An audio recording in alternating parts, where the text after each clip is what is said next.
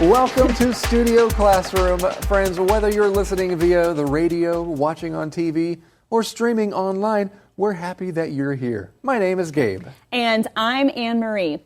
In today's world, it really seems like we live in two worlds at the same time. The real or physical world and the online world. You're right about that. Even the spelling of the word internet is an indication of how much our lives we spend online.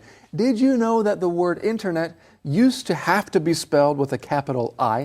I remember that. It all changed in 2016. That's because the word internet has become so common that we no longer spell it with a capital I.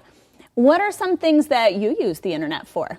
Honestly, mainly social media like Line and Messenger, and my son dances to YouTube videos. Oh, that's fun.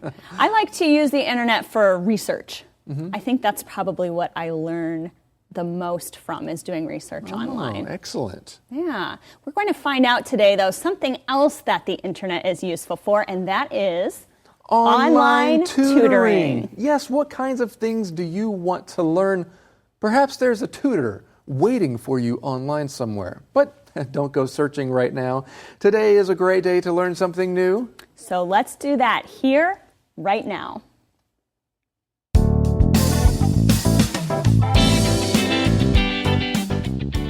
Online tutoring.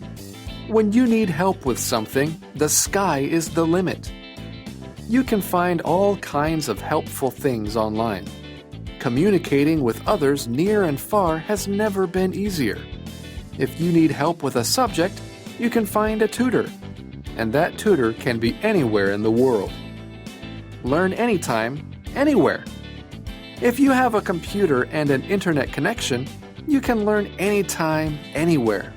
This saves time and energy. You don't have to travel, and you can arrange your tutoring time at a convenient time for you.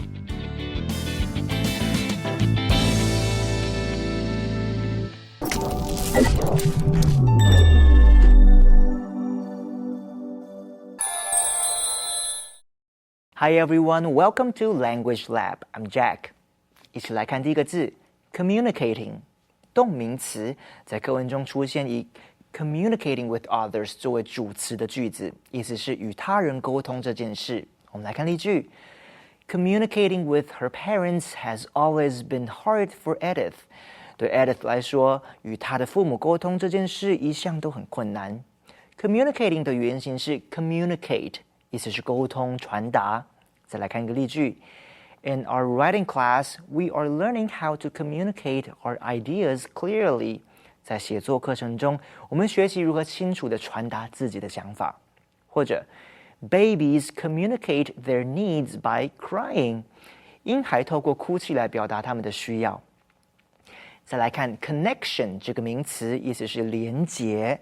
在课文里出现的是 an internet connection， 意思是网络讯号的连线。我们来看例句 Jackson's cell phone connection was so weak that he couldn't hear me very well.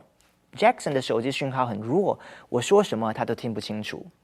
Connection 也有电路的连接，譬如A loose connection in a house's electrical wiring can cause a fire. 房子里的电路连接松动时可能导致火灾。另外 connection 也指关联性，譬如 Is there any connection between exercise and good health? 运动和好的健康之间有什么关联性呢？ Okay, let's get back to our teachers. Thank you, Jack, for communicating with us from the Language Lab. Let's learn about online tutoring.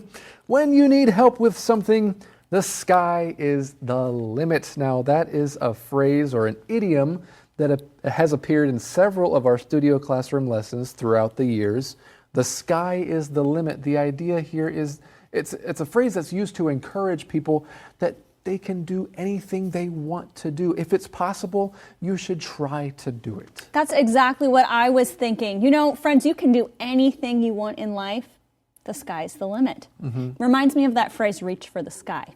Reach for the sky, or reach for the stars, or is it reach for the sky? I think you could say both. Reach for the sky, Reach for the stars. It may seem impossible because it's way up above you, right? But hey, you should think bigger. This is a phrase that we use to encourage people to think bigger or think outside the box. Anne-Marie, what do you think about this picture, though?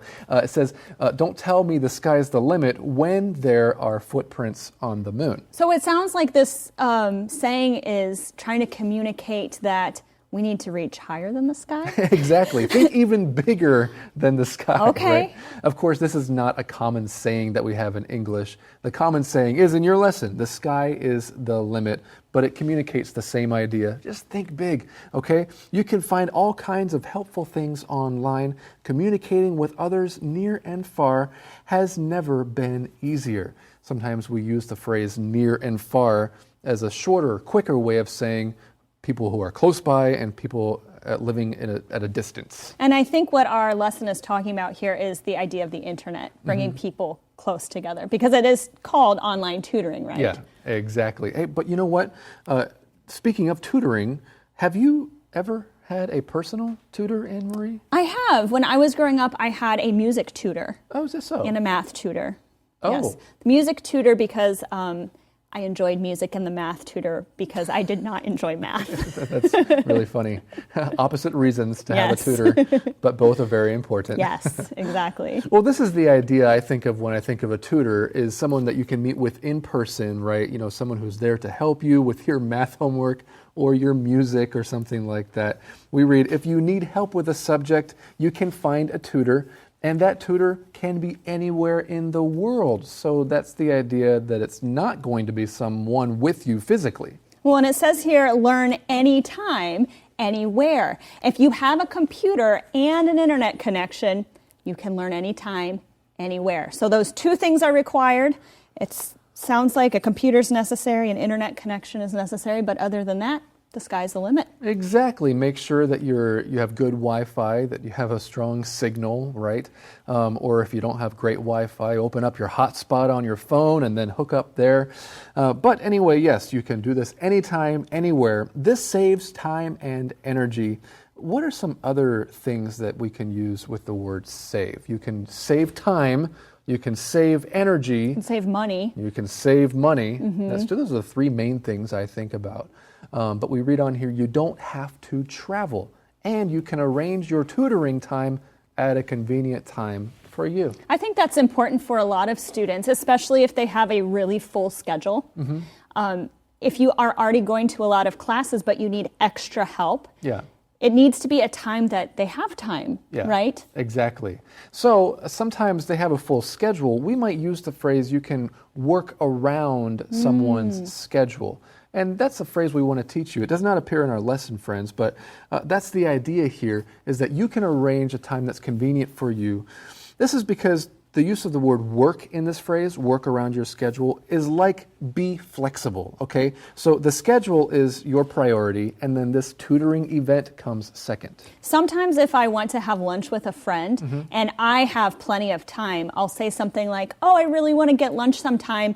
We'll work around your schedule. So that means let me know when you have time and we'll make it work. Exactly. That's a great way to use that phrase. Think of another situation where you could use that phrase, friends.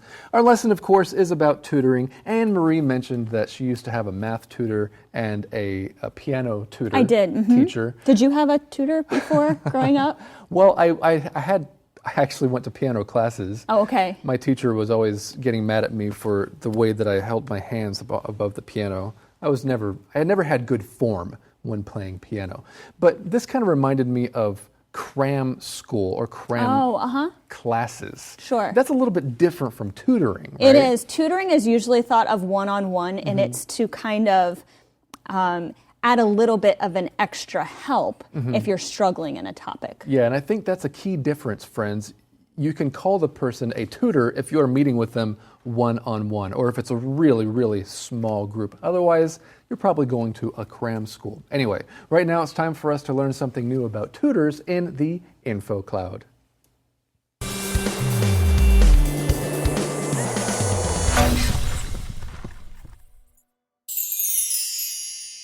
Hi everyone, welcome to Info Cloud. Thanks for joining us again today.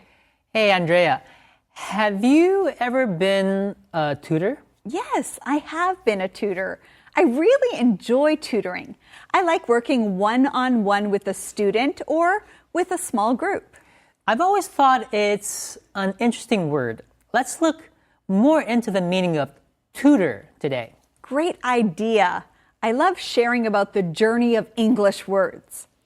Tutor comes from the old French word tutor, which means private guardian or teacher. It's also connected to the Latin word tutorem, which means watcher or one to look at or protect. Today, we usually use the word to talk about a teacher for one-on-one teaching, meaning a teacher or an instructor with one student. And a tutor often specializes in one subject. That's right. You can say Lila meets with a math tutor on Wednesday and an English tutor on the weekend. You can also use tutor as a verb. Peter enjoys tutoring kids in science. 很多人都会帮自己或是小孩请家教。今天就来讨论 tutor 这个单字。tutor 原本是从法文的 tutor 衍生而来，意思就是监护人或教师。而拉丁文的 tutorem 则有保护者的含义。在现今这个世代，英文 tutor 就代表1对1的私人家教。Lila meets with a math tutor on Wednesdays. Lila 每周三都会跟数学家教上课。Tutor 除了家教之外，也可以当作动词使用，意思就是当家教教导别人。Peter enjoys tutoring kids in science. Peter 很喜欢当私人家教，教导小朋友科学。这就是今天的 Info Cloud， 我们下次云端见。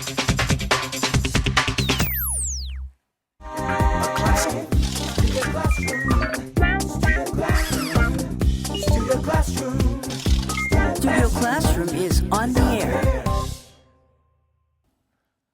Welcome back to Studio Classroom. Today we're learning about online tutoring. You know, you really can learn anytime, anywhere, so that's what I'm going to do right now.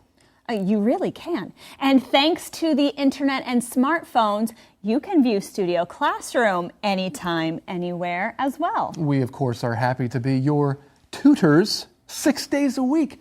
But let's continue learning about the possibilities of online tutoring now.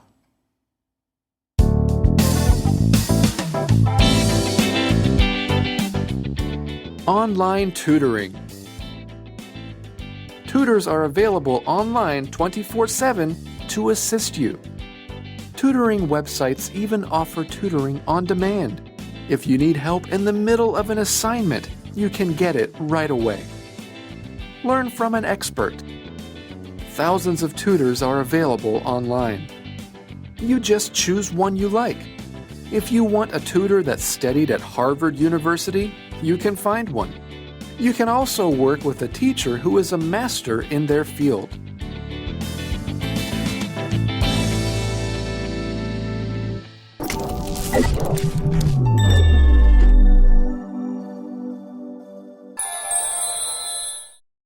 接着来看 on demand 这个片语，在课文里的意思是应顾客要求即可提供的，或是时下流行的点播服务。我们来看例句。Now that Sam can get movies on demand at home, he never goes to a theater. 现在 Sam 可以在家里随时点播影片，他都不去电影院了。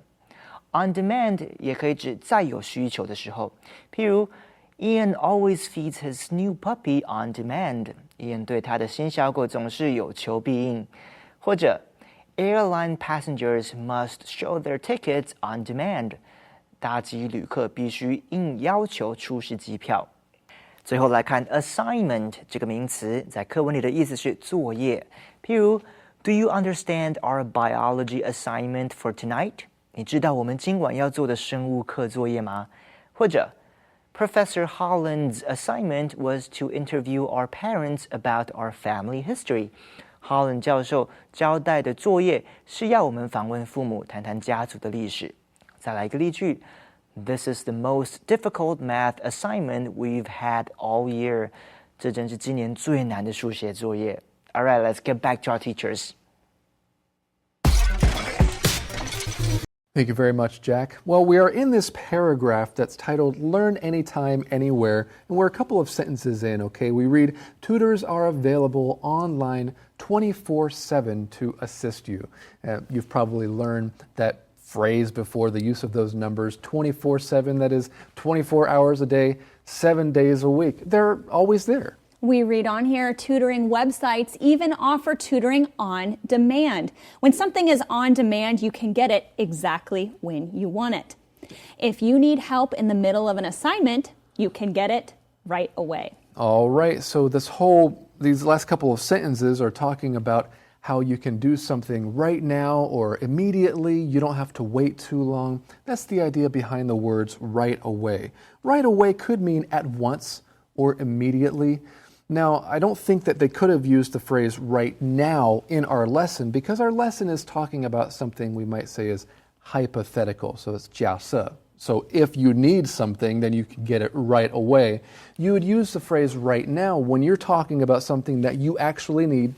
If you're in your living room or listening in your car, if you need it right now, you would say, I need this right now. It kind of reminds me of the acronym ASAP. Oh yeah, as soon as possible. That's right. If you need something as soon as possible, it's that you need it right away, right? Exactly. And you know what's fun about ASAP, sometimes we just call that ASAP as well. It's totally common to say ASAP. I need this ASAP.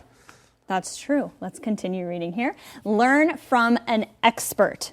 Oh, well, before we go on, expert, that word there, that has a connotation to it, doesn't it? It has an idea behind that word. It certainly does, Anne-Marie. We wanted to talk about this, friends, because there's a related word in this section, and that is the word master. And you might be wondering what the difference is, okay? An expert has a lot of information or a lot of knowledge and skill for a certain subject. The idea behind a master, though, is somebody who has complete knowledge or skill for a certain subject, and it also implies rank or status. You could say that someone has mastered a certain topic or mastered an instrument. Maybe if someone is extremely proficient, they know everything there is to know about that instrument, you could say they have mastered it. She has mastered the guitar. She knows everything there is to know about playing the guitar. And so you probably guessed from our conversation here that while expert and master both imply top knowledge and top skill in an area, master is a little bit better, right? You've really mastered something. That's why when you go to 研究所, when you go to that kind of school, you are getting your master's or a master's degree in something to be a master in something. Sometimes we say the phrase or the word pro. I know pro is short for professional, but I sometimes use it to mean expert. Or proficient. Proficient, Yeah. right? So like, Anne-Marie, you're a pro. Well, I You know? don't know about that. But let's read more about these experts and masters here. Our article says thousands of tutors are available online. You can just choose one you like. If you want a tutor that studied at Harvard University, you can find one. You can also work with a teacher who is a master in their field.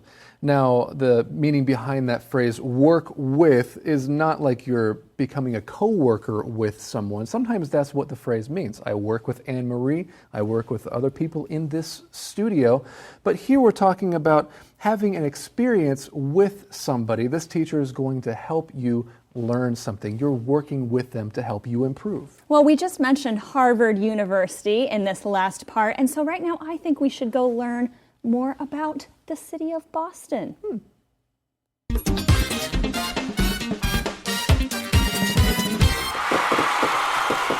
Hey folks, how are ya?